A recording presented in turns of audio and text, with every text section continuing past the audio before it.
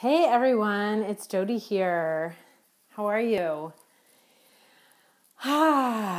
What a day I've had. I've just been 7 appointments in a row, so I'm pretty beat, but actually quite pumped because I'm so glad that I'm talking to you now because a lot of times I say, I kind of give the same information to everyone because you know what? I don't know why people don't teach us this stuff. I don't know why people don't teach us what we can know about anxiety that would help really relieve us from the pain of it and from the suffering of it. And so I find myself telling these things and I'm like, I wish that everybody knew this stuff. I wish that everyone knew this stuff, and I am so willing to share it. And I have a lot of ways that I'm trying to get it out there, but I have people writing to me all the time and asking me these questions. And of course, they're not like going through all of my videos to see everything I ever said before they ask me a question. But I have this stuff to offer. I have this stuff to help people feel better. And I think when you are down or anxious or grieving or in pain, it is really hard to believe that something could help you feel better because you've tried a lot of stuff. But I'm telling you, like, I've done this for so long and I've helped people for so long, and like, get this book at the very least. Like, for a couple dollars you could get it on your Kindle, and it is so worth it. It's better like than the cup of coffee or whatever that you're gonna buy that day. So no excuses. So welcome. My name's Jodi Amen, and I'm so happy that you're all here right now. Thank you. Thumbs up, hearts. And thanks to Ashley. Thank you so much. So I wanted to talk about stress versus anxiety because I get this question. I usually try to answer a question that I get a lot, because if 3 or 4 people have been asking me in a given week, I know that there's hundreds or thousands more thinking the same thing. Thank you. Thinking about what's the difference between stress and anxiety.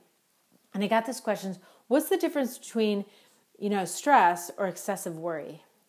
And really what they're asking, they're trying to know like if they're normal or not. They're trying to know if they have a problem and they're overreacting, or it's like legit. And I think in the first place, there's a problem with that problem is that there's a lot of judgment there. Or you're kind of poised to see if you're doing something wrong. First of all, excessive worry is stressful. It is stress. And stress gets us really worried about, how we're going to handle it, or is this going to last forever, and how am I going to get out of it, right? Stress makes us feel out of control, and it makes everything worse. But this is what I want you to know. Stress and worry, same hormones. The same hormones are released from your amygdala, the norepinephrine and adrenaline, same hormones. So does it matter what it is? We have to know how to stop those hormones from being produced, like how to put the brakes on those hormones, right? So whether we have excessive worry, where you're going to judge yourself a little bit because you're reacting or whatever, or you're just in stress and everyone else would be stressed too, then you feel normal. Forget that. That's all just negative self-judgment. There's no part of healing that's just going to get in your way of healing. When you feel uncomfortable and when you don't feel good, we want you to get better. That's all. And you're not weak, or you're not mentally ill, or you're not unable, right? We just want you to see that it's possible so that you can do it. But that negative self-judgment stops us from doing it, from getting better, from reaching out. So the stress and worry, same hormones on the brain. We call these things something different, and I think it has to do with like the stigma of the way we feel. Like anxiety has a certain stigma because it's kind of associated with mental illness, though a lot of people, talk about anxiety like it's an everyday thing, and it is. Let me tell you my definition of anxiety. And first of all, I use all of these words synonymously. To me, it's all the same. They're the same animal. They work the same way on us. They tell the same lies, and the same skills that we need to overcome them overcomes all of them. Nervousness, stress, anxiety,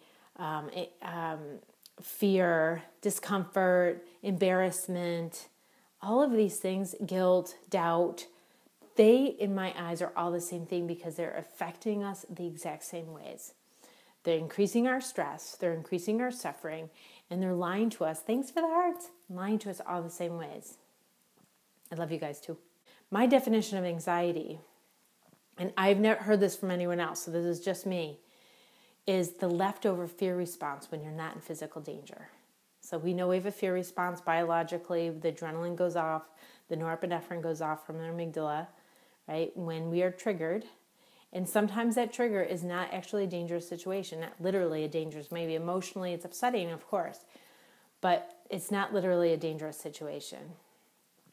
So when you're still feeling that response and you're not in physical danger, that's what I call anxiety, because that's just pure suffering. Like we don't need it at all. It's not helping us in any way, shape, or form. It's just suffering. So in my books, in my programs, I explain what is going on in the brain, and this really helps people ease up on themselves and really help them relax a little bit and stop judging themselves and feel a lot better. So there's 3 steps to getting over your worry, your stress, your anxiety, all of that. There's 3 steps. 1 is understand it biologically. 2 is learn the lies that it tells. And 3 is cultivate your control, right? So your own skills to get over it. And so that's, if you want more, you want to know those things in depth, you just come on over to jodiaim.com, and I have tons of videos that, each video goes into something else more in depth, or go get my book, because it is helping people. Look at the notes on my Facebook page and the people who read my book and what they're saying. I'm floored every day. But anyway, I'm so grateful for all of you. Thank you so much for being here. Keep that in mind. Stop judging yourself. It's hormones. We have to fix it on that level and get you better. But obviously your thinking is how we're going to do that. All right, thanks. And I will catch you next Tuesday right here live on Facebook. I will see you there.